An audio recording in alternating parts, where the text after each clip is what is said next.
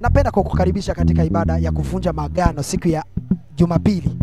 Siku ya Jumapili endelea kutufuatilia. Kwa hiyo waalike ndugu jamaa na marafiki wafike katika ibada ya kuvunja maagano. Yale maagano yote ambayo yanakutesa kwenye maisha yako, ambao haujui yalianzia wapi na haujui yani yalianzaje kwenye maisha yako na yanakutesa, maagano ya magonjwa, maagano ya kukosa pesa, maagano ya uchumi, maagano ya ndoa kuharibika. Yani sikia nikwambie, sasa suluhisho lako ni siku ya Jumapili, ibada ya kuvunja maagano, na kesho, manake ni kesho. Sasa ibada hii inakwenda kuwa ibada ya kimataifa. Kwa hiyo unaweza kujiungamanisha kama uko mkoani, unatusikiliza uko mkoani, unaweza kujiungamanisha kwenye YouTube. Ibada yetu inaanza saa 4 kamili asubuhi.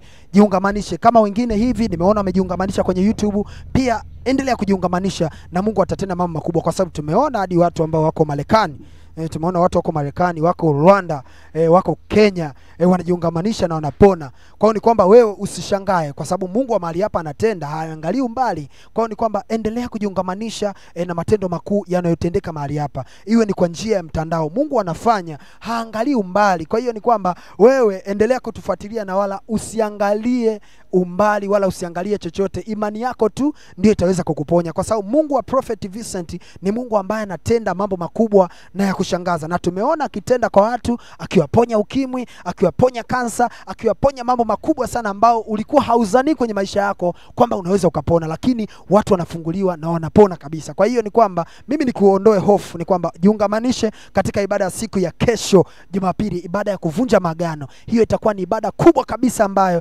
nabii ataachilia upako wa kibabe kama alivyoweza kuahidi. Alisema atakuwa na maombi atakuwa na maombi maalum, yani atakuwa na maombi special. Kwa ni kwamba kesho ukifuatilia, Mungu wa hapa haangalii umbali. Kama nilivyosema, Mungu wa mahali hapa haangalii umbali. Hata wewe ambao unatutazama sasa hivi, Mungu wa mahali hapa haangalii umbali. Kwa hiyo wewe jiandae.